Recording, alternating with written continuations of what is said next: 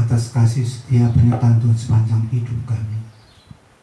Sehingga pada sore hari ini Tuhan kami boleh bersatu bersama-sama memuji, memuliakan, membesarkan nama Tuhan Kristus di dalam ibadah mesbah keluarga ini. Semuanya oleh kehendak Tuhan, sehingga semuanya ini terjadi.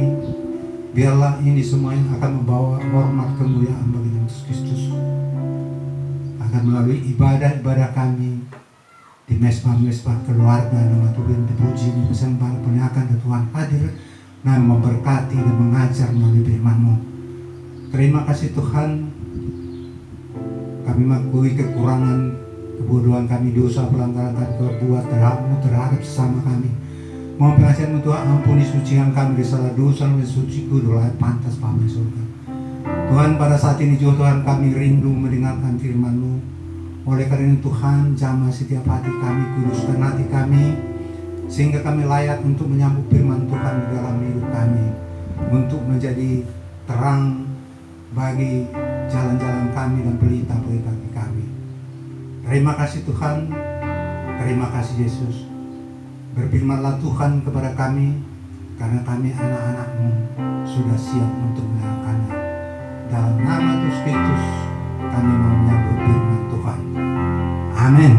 Firman Tuhan yang mau kita renungkan bersama pada hari ini terambil dari kitab Yohanes 3 ayat 13 sampai dengan 16. Demikianlah firman Tuhan, percakapan dengan Nikodemus.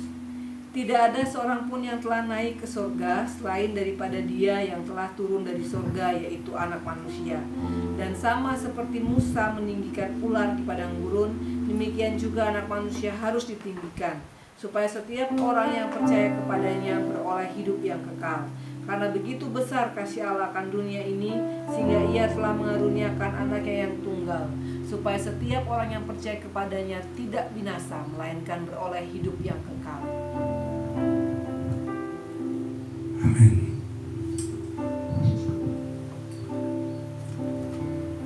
Firman Tuhan yang dicatat oleh Yohanes ini di dalam Yohanes 3 berbicara tentang keselamatan yang datangnya daripada Tuhan. Jadi sebagai tema kita pada hari ini adalah bahwa Yesus datang untuk menyelamatkan umat manusia.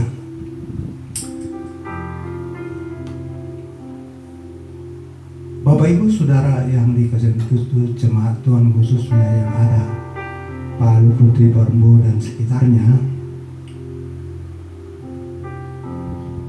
kita baru saja merayakan yaitu kematian Tuhan Yesus di kayu salib sebagai wujud kasih daripada Tuhan terhadap umat manusia dan dunia ini, sehingga Dia rela mati di kayu salib untuk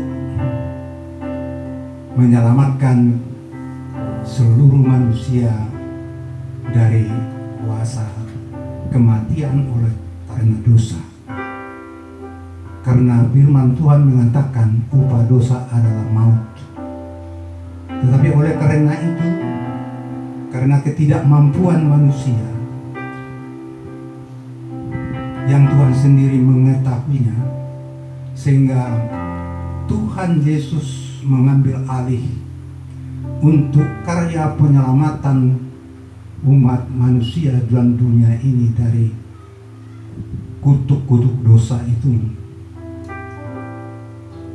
sehingga Dia rela mati di kayu salib untuk menggantikan kita. Bapak Ibu Saudara yang dikasihi Yesus Kristus, Yesus mengatakan Dia adalah Anak Manusia yang datang dari surga, maka Dia sendiri yang tahu jalan ke surga. karena dia berasal dari surga. Nah, oleh karena itu Yesus adalah satu-satunya jalan untuk sampai kepada Bapa, karena firman Tuhan mengatakan, Yesus sendiri mengatakan di dalam firman-Nya, Akulah jalan dan kebenaran, tidak ada yang sampai kepada Bapa tanpa melalui aku. Jadi satu-satunya jalan untuk bisa masuk ke dalam kerajaan Allah adalah melalui Yesus Kristus. Tapi kita lihat perlu proses yang harus kita lalui untuk mendapatkan keselamatan itu yang disediakannya. Di dalam firman Tuhan kalau kita baca untuk selanjutnya dikatakan bahwa ketika orang Israel ada di dalam perjalanan menuju tanah Kanaan, maka di tengah perjalanan waktu di kaki Gunung Sinai, orang-orang ketika Musa naik ke atas Gunung Sinai, orang-orang Israel berubah setia, mengatakan, Musa yang tidak turun-turun ini, marilah kita cari, kita bentuk, yaitu untuk yang kita sembah, yang untuk menuntun kita. Maka mereka membuat patung lembu untuk mereka sembah, sehingga Tuhan menjadi murka kepada mereka karena kebebalan mereka.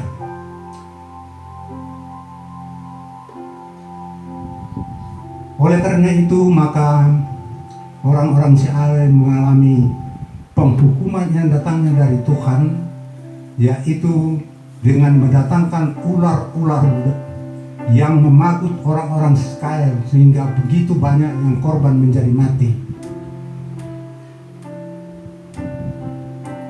Lalu berseru-serulah orang Israel dan Musa kepada Tuhan, meminta pertolongan akan kesembuhan itu.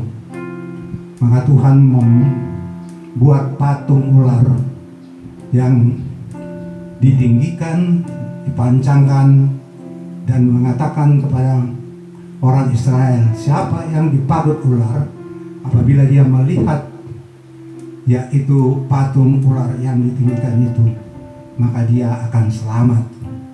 Bapak Ibu Saudara yang dikasihi Kristus, Yesus menceritakan, mengisahkan ini, menunjukkan juga bahwa ini adalah sebagai nubuatannya, menunjukkan bahwa apa yang akan dialaminya di kayu salib. Sebagaimana ular itu ditinggikan, maka orang diselamatkan, dan Yesus juga ditinggikan di kayu salib. Maka melalui kematian Yesus di kayu salib, melalui peristiwa Yesus dinaikkan di atas kayu salib, maka umat Israel diselamatkan.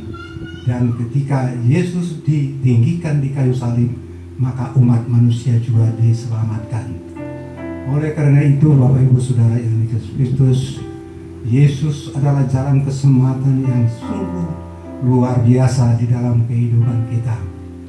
Di dalam percakapan sebelumnya, Yesus bersama Nikodemus, di mana orang-orang Israel selalu berpegang teguh kepada hukum-hukum Taurat, di mana ada 153 hukum Taurat yang harus ditaati orang-orang Israel. Tetapi Yesus datang adalah membawa hukum kasih. Di suatu saat Yesus diperhadapkan orang-orang Farisi kepada satu persoalan, di mana ada seorang perempuan yang berzina, di mana menurut hukum Taurat dia harus dilempari dengan batu sampai mati. Mereka ahli-ahli Taurat mau menguji Yesus, apakah yang akan dilakukan Tuhan Yesus, dan menyerahkan perkara ini kepada Tuhan Yesus. Tetapi itu adalah untuk dapat menjebak Tuhan Yesus di dalam hal memutuskannya, apakah Yesus menuruti hukum Taurat. Karena menurut hukum Taurat dia harus dilempari sampai mati. Tetapi Yesus datang adalah atas hukum kasih, atas dasar kasih. Maka Yesus mengatakan kepada orang-orang Farisi, ahli hukum Taurat itu, siapa yang merasa tidak berdosa, dialah yang harus terlebih dulu melemparnya. Tetapi kemudian ternyata tidak ada yang mau melempar perempuan berzina ini. Artinya semuanya adalah manusia itu berdosa. Nah, ketika terakhir berhadapan antara Yesus dan wanita berdosa ini, Yesus mengatakan, aku tidak menghukum kamu, tetapi pergilah, jangan berbuat dosa lagi. Itulah kuncinya, yaitu hukum kasih yang dibawa Tuhan Yesus datang ke dunia ini untuk mengatasi daripada hukum-hukum Taurat yang selama ini selalu menjerat umat Israel. Karena dikatakan tidak ada yang dapat melakukan hukum Taurat itu seutuhnya semuanya. Jadi artinya tidak ada yang selamat kalau berdasarkan hukum Taurat. Oleh karena itu Yesus datang dengan kasih yang luar biasa, kasih yang menyelamatkan, sehingga dengan hukum kasihlah maka kita semuanya beroleh keselamatan yang sudah disediakan Tuhan bagi kita. Oleh karena itu, Bapak Ibu jemaat yang dikasihi Tuhan, secara khusus yang ada di Palu dan sekitarnya, biarlah kita sungguh-sungguh mengandalkan Tuhan Yesus.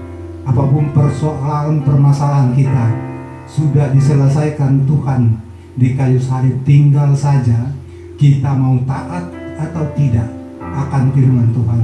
Kita mau menurut atau tidak kepada kehendak Tuhan. Ketika kita taat, kita setia kepada Tuhan, ketika kita menjadi umat yang berkenan kepadanya, setiap persoalan kita akan terselesaikan oleh pertolongan Tuhan. Oleh karena itu pada saat ini kita mengalami banyak tantangan. Persoalan kita terdapat beribadah bersama-sama di gereja, dan juga banyak hal yang mendatangkan ketakutan, kecemasan, kekhawatiran. Tetapi tidak usah khawatir, karena kita tahu ada keselamatan di dalam Tuhan Yesus Kristus. Datanglah kepadanya dengan sungguh-sungguh, maka kita akan mendapat jawaban dalam setiap persoalan kita. Biarlah melalui tuntunan firman Tuhan yang singkat ini, kita semakin diteguhkan iman kepercayaan kita kepada Tuhan Yesus Kristus, supaya kita senantiasa mengandalkan Tuhan, jangan mengandalkan kekuatan kita, karena Tuhanlah yang menyelamatkan kita. Biarlah melalui tuntunan firman Tuhan, jemaat Tuhan semakin dewasa, semakin sungguh-sungguh dalam mengikut Tuhan. Apapun bentuk ibadah pada hari ini di rumah-rumah tidak membuat kita menjadi lemah dan menjadi tidak kuat di dalam menjalani kehidupan kita bersama-sama Tuhan. Di dalam nama Yesus, biarlah melalui firman Tuhan ini kita dipulihkan semuanya dalam. Amin.